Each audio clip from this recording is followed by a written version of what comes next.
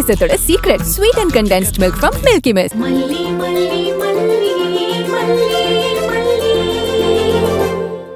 விஜய் வீட்ல வெண்பா காணோம். அதுல விஜய் ரொம்ப அப்செட்டா இருக்கான். நீங்க எல்லாருமே அப்செட்டா இருக்கீங்க, நான் மட்டும் எப்படி நல்லா இருக்க முடியும்? அதான் என் மனசையும் அழுத்திக்கிட்டே இருக்கு குணா. அதனாலதான் நான் 2 நாளா சைட்டுக்கு கூட வரல. அப்புறம் நான் ஒரு முக்கியமான விஷயம் சொல்லணும். கொஞ்சம் பதட்டப்படாம கேப்பீங்களா? என்ன விஷயம்? பதட்டப்படக்கூடாது, ப்ராமிஸ் பண்ணுங்க. கண்டிப்பா பதட்டப்பட மாட்டேன். என்ன விஷயம் சொல்லுங்க. விஜய்க்கு ஒரு சின்ன ஆக்சிடென்ட் ஆயிடுச்சு. விஜய் தம்பிக்கு ஆக்சிடென்டா? அண்ணி கொடுங்க. குணானே, அவருக்கு என்னாச்சு? என்ன ஆக்சிடென்ட்? ஏமா மல்லி, உனக்கு நான் நேரடியா ஃபோன் பண்ண மாட்டேனா? உன் நம்பர் என்கிட்ட இல்லையா என்ன? கொஞ்சம் நிதானமா உங்ககிட்ட இந்த விஷயத்தை கன்வே பண்ணலான்னு தான் நாகுக்கு ஃபோன் பண்ணி சொன்னேன். நாகு இப்படி பூஸ்டிக்கா உடைக்கிற மாதிரி உடைச்சிருச்சு. அதெல்லாம் விடுங்கண்ணே, அவருக்கு என்ன ஆக்சிடென்ட்? விஜய் இப்ப எங்க இருக்காரு? மல்லி, நீயாவது கொஞ்சம் நிதானமா கேளு. விஜய் இன்னைக்கு சாயந்தரம் பைக்ல வரும்போது ஒரு ஆம்புலன்ஸ்ல மோதிட்டான். கீழே விழுந்ததால கால்ல பிராக்சர். பெரிய அடியானே? பெரிய காயமா?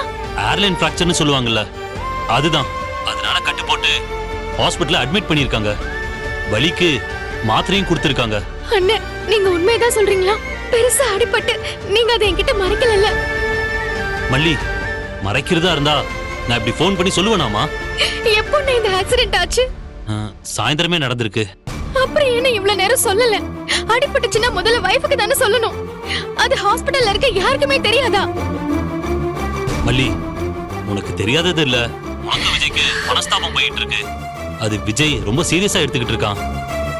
அவன் இந்த பிராக்சரான விஷயத்த உன்கிட்ட சொல்லவே வேணாம்னு சொல்லிட்டான். எனக்கு ஃபோன் பண்ணி என்ன வர சொல்லியிருக்கான்.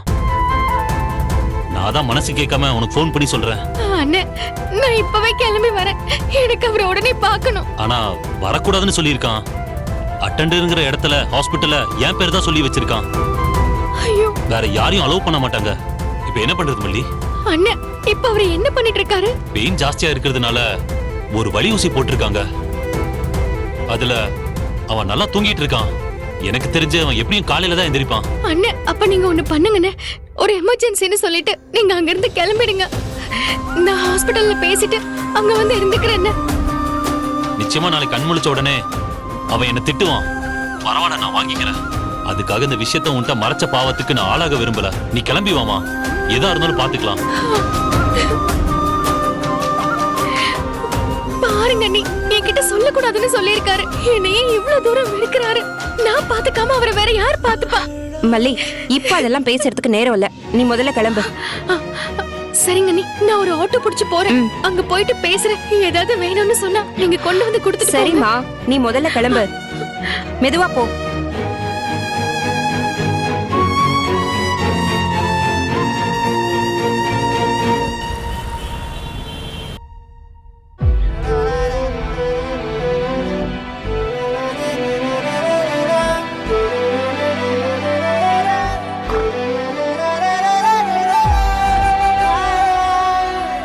வாமல்லி. அண்ணே, சின்ன பிராக்சர்னு சொன்னீங்க, பெரிய கட்டா போட்டிருக்காங்க. பிராக்சர்னாலே இப்படிதான் கட்டு போடுவாங்கம்மா. மயக்க மருந்து கொடுத்திருக்காங்களா? ஏன் இப்படி தூங்குறாரு? பெயின் இன்ஜெக்ஷன் போட்டிருக்காங்க. மயக்க மருந்தெல்லாம் கொடுக்கல. வேற எங்கேயாவது அடிபட்டிருக்கா? வேற எங்கேயும் வலிக்குதுன்னு சொன்னாரா? வண்டியில இருந்து கீழே விழுகும்போது கையை ஊனி இருக்காமா. கை வலிக்குதுன்னு சொன்னா.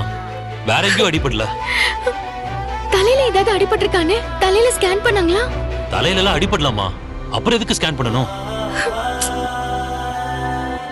எப்படி மெலிஞ்சு போயிட்டாரு பாருங்க. முகம் எல்லாம் கருத்துருச்சு. இவ்வளவு நாளும் கார்ல அலைஞ்சிருப்பான் போல இருக்கு. இன்னைக்கு காலையில இருந்து பைக்ல தேடி அலைஞ்சிருக்கான். அதுதான் முகம் கருத்துருச்சு. என்னதான் மன்னிக்கவே மாட்டேங்கிறாரு. முகம் கொடுத்து பேச மாட்டேங்கிறாரு. இவ்வளவு நாளா நான் தான் அவருக்கு நெருக்கமானவளா இருந்தேன். இன்னைக்கு நான் தான் எதிரி ஆயிட்டேன். ஒரு தப்பு பண்ணிட்டா அது வரைக்கும் நேசிச்சவங்களே எதிரி ஆயிடுவாங்களா? என்ன வாழ்க்கைன்னா இது?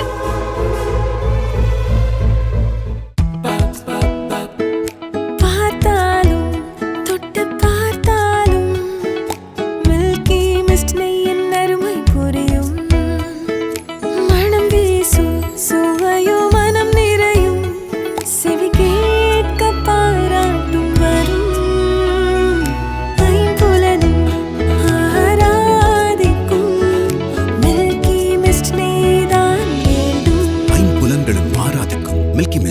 இந்த வீடியோ உங்களுக்கு பிடிச்சிருந்தா லைக் பண்ணுங்க, ஷேர் பண்ணுங்க, காமெண்ட் பண்ணுங்க. மறக்காம சரிகமா டிவி ஷோஸ் தமிழுக்கு சப்ஸ்கிரைப் பண்ணுங்க.